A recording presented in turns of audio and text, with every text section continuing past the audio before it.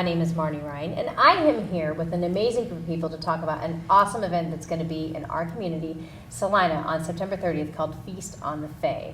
So without further ado, I want to real quickly have all my guests introduce themselves, and we will get started with this great and informational program. So Miss Stacy, I'm going to start with you.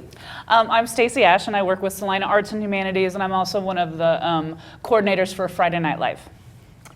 And I'm Robin Bings, and I'm with the Kitchen for Hire LLC, and also the market manager for the 9th and Grand Farmers Market.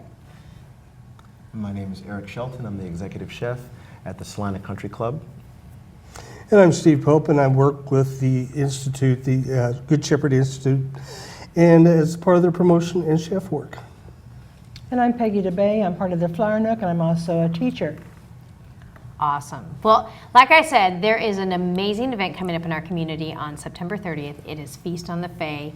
It is so awesome. I know, correct me if I'm wrong, there's never been an event like this in the community of Salina. This is one of a kind, but the great thing is this is just the beginning of an amazing tradition that is going to hugely impact our community. So I'm first going to start off with Miss Stacy to kind of talk to us about your involvement and why are you and Friday Night Live and Arts and Humanities, why is this important to you guys, and what's the involvement from your area? Well, I think one of the biggest themes, obviously, besides food and the Farm to Fork movement, is community. Salina Arts and Humanities is a city department. We most people know us from the River Festival, but we do lots of other things, and Friday Night Live is one of them. And Friday Night Live, our focus with Friday Night Live is to bolster the downtown experience, to bring the community together, to highlight the arts in the community. And so it was just kind of a natural fit for Feast on the Fae to engage Friday Night Live in that whole thing. And so we're able to bring an entertainment component in because food and music go together. Yes. I don't know in what world food and music don't go together, so they're my two favorite things. Yes. So that was kind of why Phil Klima, who's one of our chairs, who isn't here this evening, but she approached me about it, and we thought it was perfect. And so we are bringing in, we've got Randy Baldwin, who's going to be playing on the main stage at 6:30. For those of you who aren't maybe so familiar with Friday Night Live, during the warm months, we're doing concerts at Campbell Plaza on Friday night, so that there's always something going on. And so the really nice thing about that is basically that just builds music into Feast on the Fae. We're also going to be doing kind of a non-alcoholic cider social hour, and local musician Ann Zimmerman will also be playing during that. So we've got two different musical components to the whole evening. Awesome, awesome, awesome. And again, just such a great opportunity for the city of Salina to come together for such a great event. Now, Ms. Robin. Well, tell me about your involvement, because I know that you are super, super involved with this. well, I am. I'm co-chairman for the steering committee, but also the way it got started was basically a celebration of the local food. During the farmers market, we implemented the SNAP program this year, which is actually the Supplemental Nutritional Program, Assistance Program, formerly the food stamps. And so we wanted to try to draw the lower income to help stretch their dollars and introduce them to locally grown food so that they can be more aware, and it also help the farmers. Excuse me. So the feast actually came about as a celebration of the harvest to help say thank you to all the farmers that are actually just overwhelmed and donating amazing fresh produce for this program. About how many farmers are participating and donating to Feast on the Fae? We're looking at probably about 8 to 13 local farmers that are. Yeah, and can I ask too, how long has the farmers market been a staple in the community of Salina? Well, actually we have 4 farmers markets now. The original one started, I believe, about 8 or 10 years ago at Waters True Value.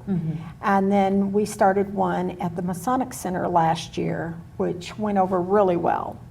And so we moved it north, and we started the one on Friday, and then now they have one on Wednesdays as well. And is there a consistent following? I mean, do you see like the same faces? Do you see new faces? I mean, is it continually growing? It's growing. There's always, it's like word of mouth. Even though we put up billboards and we've put out posters, it still doesn't reach everyone. So it's still in the community, still growing. What kind of things can people expect to purchase at the farmers market? Really unique things like, purple cauliflower or red carrots or, different things that you don't see in the store. Mm-hmm. You can get them. But also your basics, watermelon, cantaloupe, honeydew melon. We have all kinds of squashes, Hubbard pumpkins. If you've never had one of those, they're amazing. I've never had a Hubbard pumpkin. What's up with that? They're huge. They're great. All right. I'm here to say Hubbard pumpkin is definitely my future without question. That's right. We're going to have it at the feast. It's Awesome. going to be the dessert Oh, so cool. featured. Yeah. And tell me this, how do local farmers get involved at the farmers market? If they, let's just say, we know this isn't true, but hypothetically, if Marnie was a farmer and I, let's just pretend I did have Hubbard pumpkins and I wanted to get involved, how would one do that? Get involved? They can either contact us through, we have a Facebook page, or they can talk to any of the farmers that they might know, or most of the places in town, Ed Astra knows all about us. Of course, we are members of the Chamber of Commerce, so they can get information there. So, and they can just go on the website and research, and it has Salina Farmers Market listed. Awesome, awesome. Now, one of the greatest things about this, I mean, there's numerous great things, and so it's hard to, I guess, say the greatest thing. But we currently, next to me, have one of the chefs that's participating. Hello. Hello, Mr. Eric, how are you? I'm doing excellent. Good. Now, I know we can't have you can't give away all of your secrets, but Okay. tell us a little bit about, your passion for being a chef, and if you don't mind, on top of that, why this is such an important event to you. My passion about being a chef, I mean, I think it's something that's almost not controllable. I get so excited when I see fresh produce, things that have been harvested probably no more than 50 miles right from where I work every day. And it's extremely exciting to know that I can be inspired by what I have in front of me. And it's almost like a present to the diner or the guest or somebody that's in my home. So taking something that's been locally produced and presenting it to somebody as a gift, cooking it, it's the best feeling in the world. So it's something that I deal with every day, and I'm excited to utilize and support these local farmers in creating a wonderful relationship so they can potentially grow things specifically for me, and then they come right back to the membership or to my friends and family and so on. Now, how directly, or how did you get involved, if you don't mind me asking? Were you asked? Did you hear about it? I mean, how did you get connected with Feast on the Faith? Stacey Ash and Betty Gutierrez had contacted me through email because they found out that I had moved down from Dallas, Texas, and they knew that I've been involved with a lot of different programs, like CSAs and such. And they asked me if I wanted to be involved, and I was so excited and happy to tell them yes, and here I am. Okay, I have to ask because it's pretty well known, anyone that knows me, and we talked about this a little bit before we started recording. I do not cook, and it's probably a blessing that I did not, because if I cooked anything for you all, you would all love me as a human being. You'd be like, Marnie, stop. But as someone who does not cook, I'm genuinely asking, because I do not know, and I feel silly, but I'm going to ask. Can you definitely taste the difference between locally homegrown stuff compared to stuff that's shipped? Absolutely. Usually with things that are shipped from across the country, they're sprayed with some sort of chemical to keep it looking bright and fresh, so that when they put it on the store shelves, people are going to want to buy it. But just think about all those GMOs and chemicals that you're ingesting into your body. Purchasing things locally, it's better for the community. It's sustainable. It's better for your body. It doesn't last as long because there's not those preservatives in it. So it's good to support it and get it to where the farmers are constantly have a constant crop of this stuff that they can harvest and get to you. And I think I wouldn't do it any other way. I actually have got a membership with the CSA with Prairieland Market downtown Salina, and I've done like I get my shares every week, and I can't think of any better way to eat besides supporting everybody and eating clean. It's nothing better than clean food.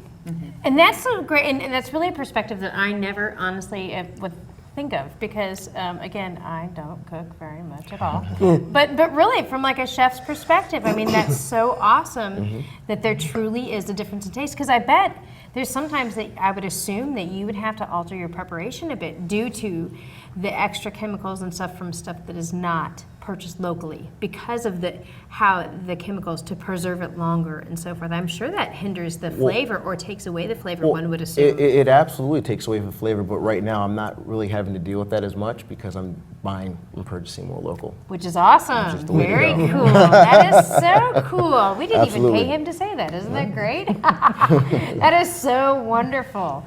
Well, again, I just want to real quickly reiterate that I'm here with a bunch of wonderful individuals. We are talking about Feast on the Fae, which is going to take place in downtown Santa Fe and here in Salina on September 30th. And it is a wonderful kickoff celebration that is going to continue for years to come, celebrating the community about local farmers and producers and just how it impacts our community and the importance of it. There's so many different areas and avenues that are touched by this and how it's affecting our lives in so many positive ways. So, that being said, I'm going to move on to Mr. Steve Pope. Mr. Steve Pope, tell us why you are here, and we're so glad you're here. Yeah, this is an exciting thing for me. I have worked with Good Shepherd Poultry Institute for about 30 years off and on as their promotional chef. And they ship me on the East Coast, they ship me on the West Coast, and I get to do all these educational things about using heritage breeds of poultry. And what has happened out of that is the very thing that Chef Eric was talking about. There is this movement, this thing of people wanting and desiring to eat quality food.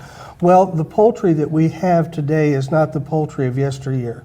And the problems that are faced with that is, simple quick example, is it takes 5 of our commercial birds, chickens, to create 1 of the same nutritional value through the heritage breeds.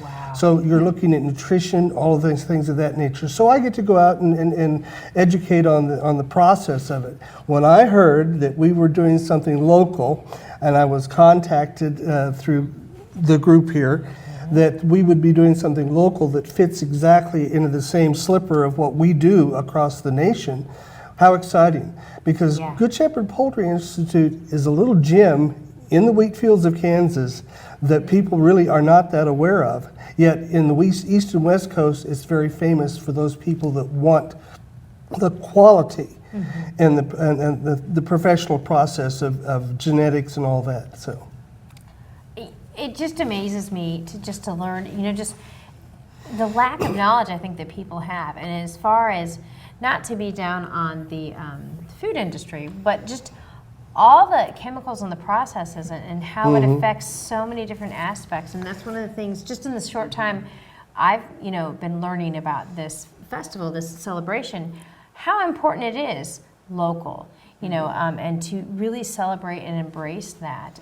There's just so many factors involved with it. And like you said, what a gem. And again, help me, how long has it been in Good Shepherd, Good Shepherd's the been in Institute the Institute for Education has been here for about 15 years. We're getting ready to open up eventually a multi-million-dollar institute that will have exactly what we're talking about: quality food, genetics, educational center. All these things are taking place throughout the whole process.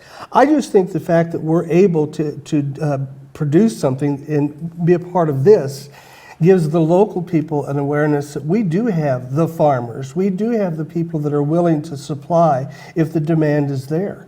And so you're seeing that evolution taking place, and part of it is out of demand because we have so many people that are not healthy because they're eating the fast foods and all this nature. What a wonderful way to experience something like that as a farm to fork kind of situation. Definitely. Oh my goodness. Again, so much great information. And again, just to reiterate, September 30th, if you're not there, I don't know what to say, because it's a wonderful event. You're going to experience so many great foods. We haven't even really talked about yet, but we're going to maybe possibly the menu, maybe. Maybe see if not. I can, maybe not. See what little snippets we can pull out. But before that, we need to talk about the an amazing amount of volunteers and the people that have put this together. And Miss Peggy DeBey, please fill us in, because Yes. so many people have been a part of this. When we start Wonderful. talking about making an event that will feed, we hopefully will feed 150 people down the street on one single table on Santa Fe, tablecloths, linens, flowers, lighting. You know, we thought that sounds great, but now we got to put it together. So we started, as Stacy said at the very beginning, a community event, who we're going to bring together for more communities. So we started to reach out to organizations and institutions and various groups that said, would you like to help? And I want to tell you, because there's a lot of people that are coming as a group. So it's going to start with the boys of Brown Mackey, the basketball boys. They are going to come and physically set up the 19 tables and 150 chairs in 1 hour, so from 4 to 5. And then when they are done with that, or probably while they're doing that, the Ashby House volunteers are coming, and they're going to decorate the tables, like I said, with linen and all sorts of wonderful items. We've got a flower grower, a local flower grower from Galva, who's helping with the flowers. We have the Salina Mennonite Church, who's helping with the water station. They're going to make water and iced tea and serve. We have the women of the PEO DL chapter in Salina, and they're going to run the registration table. And we're talking about ladies in their 70s and 80s that wanted to come out and sit at the table and check people in. So that's pretty fun with that process. The women of the Ashby Bridge House are going to be hostess. They will meet you at the table. They will help you sit, because you're going to sit next to people you don't know, and they're going to make sure that you get introduced and that you have a nice feeling, a nice fellowship, that you leave with a friend, and as well as a nice contented belly. One of the more exciting things is the boys from the military school, the St. John's Military School, are going to come be our servers. And we're talking about almost a show. It's really worth the show, because we're going to have a spotter who will tell you, and 6 boys will work a table and work a table and work a table. So it's just going to be right down, and it really is like a parade in action. So they're doing that. Then the teardown, the men and women from the Smoky Hill Beard and Mustache Organization, wonderfully adorned, are going to come tear down those 150 chairs and tables and put it away. And then we have another group that's going to come help clean Penny Lane. And that's all in addition to these people here, all the hours they've already done. In fact, tomorrow, for instance, we're all going to, after we have our meeting, take our vacuum cleaners and our rags and pull up our sleeves and clean a building that we're going to actually be serving out of. So the amount of hours that we've been meeting every week since May to get this organized has been phenomenal. It's been a blessing and quite a wonderful thing to be part of the whole process. And not least is that Access TV has been very, very helpful. They've been filming snippets, I like to call them, I'm sure there's a professional word, of people, and we've been putting it online, and they will be at the event the whole 2 hours taking live action shots. So that will be a nice thing to see after the fact, because then we're going to say, if you had a good time here, look at this, and next year, save the date, because we will be hopefully doing it again, next year. Pretty exciting. Yes, and real quickly, I wanted to say, ask Miss Stacy, tell us about the buttons. How do people get involved if they want to be a part of this and they want to participate? Absolutely, absolutely. And there's only 3 locations in town that you can get buttons, and I think they're going pretty fast. So if you want to come and you haven't gotten your button, I would do it this week. But at Astra Books and Coffee House, which I also kind of want to give a shout out to Miss Tammy Jo Jarvis, who's the owner of Ad Astra Books and Coffee House. She donated her time to do our logo. So our super cool logo was done by Tammy. But also that's one of the stations to buy the buttons, which are $35. The downtown location of First Bank, and then the Chamber of Commerce. So those are the only 3 places you can get these buttons. And you have to have them before the event, right? Yes, Right. yes, correct. It's your can't ticket just to show get up. in. Yeah, and there's only 150 seats. So Wow. Yeah. on our Facebook event, we have over 600 interested and 85 going. So if that's any indicator, I would get out there and buy my button. Yikes. You heard that, Salina. yes. Get your button. Holy cow, get your button. Maybe gonna we be should an get a longer amazing- table. Yeah, well, we're gonna see, because because as Peggy said, I mean, it is literally one long table down the middle of the 100 block of Santa Fe. So it's right there where Campbell Plaza is, starting from that crosswalk. It's going to be one long table going out. And it starts at 3 o'clock with the film. Yeah, we're going to talk about that. The Eye for the we need to Annie. talk Yes. So go ahead and Thank talk you. I about know- the film. Good, Yes. and good then we'll come segue. back. Okay. Very- see, Talk you about guys the are film, so we'll come good. back. Thank you. One of Yes. the things that the Good Shepherd Institute, through Frank Reese, who owns the Good Shepherd Institute, is we have connected with so many people that are interested in what we're doing with animal welfare, good genetics, all these things. So for the past 4 years now, we've been working on a movie that's coming out. And we're actually working on 2 movies, and the other one has to do with Natalie Portman and Paul McCartney, but I can't talk about that. So, You're such a tease. yeah, but I Goodness. can talk about this one. And the people that are producing it have worked in 4 different continents and 7 different countries during this time to make this movie happen. One of those places they came to was the Good Shepherd Institute out in Lynchburg. So we've connected with them, and what we have is they're coming to do some of the trailers and information about the movie that here, right before the event at 3, I think it's at 3. At the Art Cinema. At the Art Cinema. And so for those that are truly interested in that stuff, they'll be able to find out what's happening across the entire nation, what we're doing to help agricultural things improve, sustainability improve, genetics, quality of food improve. So it's an international event. And so I'm excited about being able to bring it here because right now the people, Diane Halverson and Marlene Halverson, who are the directors of the movie, are in Italy doing a beginning premiere thing that they'll be doing here. So In they're Salina. Yes, they're coming Salina, here. Kansas. They are coming And they're here. going to do a question and answer Yep. session Afterwards, there will be a Q&A where you'll be able to ask those questions. If you're into things like agriculture, and we know that all the things that we have with the Land Institute and all the things that are happening, there is a strong interest. We're in the wheat fields of Kansas, I say. These are people that are growing things that want to do the right thing. So this is an educational film for those who have curiosity about eating good food, healthy food. And again, in Salina, Kansas. Yep. Middle of America, Feast on the Fae, September 30th. And there's only 150 seats available. So I definitely get Yeah. your buttons. 5 local chefs. 5 local 5 chefs. local One chefs. sitting right here. 5 So local Are you chefs, going to give us a 2 little... local musicians. 2 local musicians. Okay. But are we going to get any little... Can you give us any little hint, little tease? one. Little, Okay. We're Hint of something? okay. For a dish that we're gonna make, myself and my chef Michael Steyer, we have a dish called fruits and vegetables.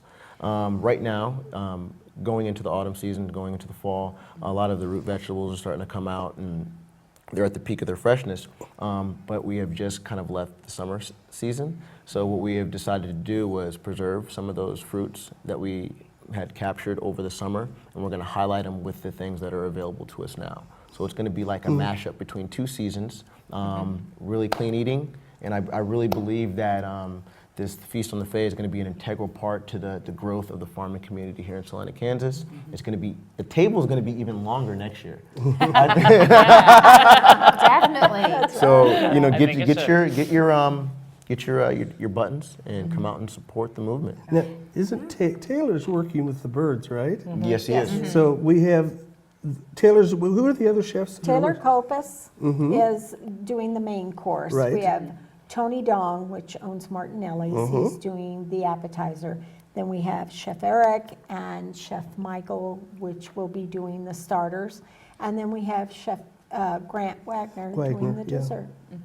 That's- And then you, that's- of course, helping. Well, I'm not doing a lot of anything other than providing, but what an exciting idea to bring the chefs of this community together to know that you're going to get quality stuff. Yeah. It's not going to be hamburgers. Definitely. Thank Thank goodness. An amazing mentor that is guiding them and helping them. So. If you want a hint of what they're having, the Feast on the Fae has a webpage, and there is some photos of the dessert on the webpage. A Facebook page. Yes. A The Facebook page. Facebook page, Yes. sorry, the Facebook page, yeah. So get on, and there's actually pictures, we had took what they were doing yesterday, picking in the garden, or whatever you guys were doing We yesterday. have a garden of our own. Herb garden, yes. We got a little. And and just for people who bless the hearts, maybe you're like me, who are maybe a little cooking challenged. Clean eating, like you hear that, but what specifically does that mean? Like I think I know, and from what I understand and what I think I know, this event totally illustrates that. But would you like to share with us what does clean eating specifically mean? Clean eating to me is, I would say, the least amount of manipulation to the food as you possibly could, and, how I would interpret it. I like, especially for fresh food, to speak for itself. Maybe a little bit of salt and pepper, really clean ways to ingest this food. Hormone-free. Yes, hormone-free, no Pesticide-free. pesticides, no GMOs. And that's the same. Forgive me. And that's the same thing with you. With I your, think it falls in the same thing. You know, we've trained ourselves to buy chicken breast. Yes. And we'll buy a slab of protein. Then we turn it into something. We'll make it Italian and we'll put a marinara sauce on it. We'll make it Asian, put some teriyaki sauce on it. And we make the flavors. Well, if you're using the clean food, such as, and promoting naturally the birds, most people, unless they remember grandma's backyard, don't know what real chicken tastes like. I have heard that, actually. I totally have heard Because that. it's covered and doctored, and so what the chef is saying here is that it's clean food. It's bringing out its own flavors, its own. You're simply enhancing. You're not Absolutely. changing. Yeah. Not changing. Absolutely. That is such a great description. And that totally right is with the farm to fork movement. Yes, Completely. very much. Keeping it Yes. local, keeping it clean, keeping it healthy. And we're all promoting our stewards. economy. We're all Yes. stewards here to That's right. uphold the farm community. That is our Yes. job, between myself, everybody here on the panel, and all the chefs that will be here that are not here right now. That is our job, is to educate everybody that is in our community. And I think also too, with the SNAP program's involvement and the farmers market involvement, to educate the public widely, and also to get the word out there that it can be affordable too. Yes. Yes, It's which I yes. think is excellent, because I do know that there's sometimes a misconception about eating healthy is expensive. Organic, and yeah. Yeah. And with the SNAP program, it kind of this It eliminates stretches that. your dollars. It really makes does. it more affordable yet, And the more healthy you eat, the less likely you're going to be to the doctor and Yes. have medications. Yep. And, you're going to take care of your body, and your body will take care of you. And taking care of our community. I mean, just like Exactly. the circle of life. Thank goodness I'm not a singer, because we're just there We've right now. we've also decided to utilize Prairie Land Market in our 3-course menu at the Salina Country Club, to where you can get 3 courses for $30, and each week it changes. So the farmers, everybody's getting highlighted, and I'm highlighting every place that we're getting all of our products from on the menu. So that's a good way, I think, to And help Robin, out. can we mention the plates that we're using? Oh, yes. Yes, Tell us about the plates. biodegradable, awesome, yes. How did this happen? Everything eco-friendly. We're trying to Even the really, trash bags, yeah. support the environment everything. and really support the local farmers and ranchers, and I'm just so impressed. I say this all the time, just with everybody's creativity. If I had just like a sliver of your all creativity, like in my pinky, like, oh my gosh, it's pretty just so excited. awesome. We're pretty excited about it. Well, again, I cannot reiterate enough. I just want to thank you all for so much for coming on the program and sharing with us. And again, Salina, this is an amazing event that we definitely need to, you need to be a part of. And also, again, only 150 buttons, right? Right. 150 buttons. That may celebration of the community. it is a celebration of the community, and 150 may sound like a lot, but it's not. Oh, it's very and, fast. And you don't want to miss out. And this is going to just continue to grow. But how awesome to say I was a part of the very first Feast on the Fae. And just a great celebration to just bring community together. I mean, there's just so, it's like lasagna. There are just so many amazing, I do know about that. Yeah. There's so many layers. Farm Maybe fresh lasagna. Farm fresh lasagna that maybe Marty would not cook because we don't want it burnt. But it just, there's so many people coming together. It's just an amazing event. And if they want more information, there's definitely the Facebook page. And like Stacy mentioned, if you wouldn't mind recapping the 3 different areas, if you want to purchase a button, would you mind telling us again? At Astor Books and Coffee House, the downtown First Bank location, and the Salina Chamber of Commerce. And if they are gluten-free or have special Yes. dietary needs, There is a form they fill out when they buy their button, and we will make sure we accommodate them if they don't do the chicken or if they want to just do. So we are in tune with that, trying to be very conscious of everybody's dietary needs, and we will make sure they have enough to eat, also in the same wonderful foods. So Right And on. we'll have That is cider also, won't we? Yes, Lewisburg Yeah. cider, Cider. locally sourced Lewisburg cider. So See, this is a win-win, Salina, so I definitely encourage you to make sure you check it out. And I just want to thank you all so much for coming on the program and sharing with us, Thank you. sharing with the Thank you. community about this great event. And again, only 150 buttons. That's not a lot. It's a And we- big Yeah. table. yeah. Next they've- year it's going to be bigger. Yeah. But for and this they've year, been on sale since September 7th. So I'm Yeah. thinking they're dwindling. they are I would go. dwindling. So Salina, now is the time. But again, I just want to thank you all for coming on the program and just thank you so much for sharing and thank you all for watching. And if you have any more questions or any more information, we will have that information for you on the ending credits. So thank you so much and have a great evening. We can do a And we can do the bye-bye. We can do it. Bye. Thank you.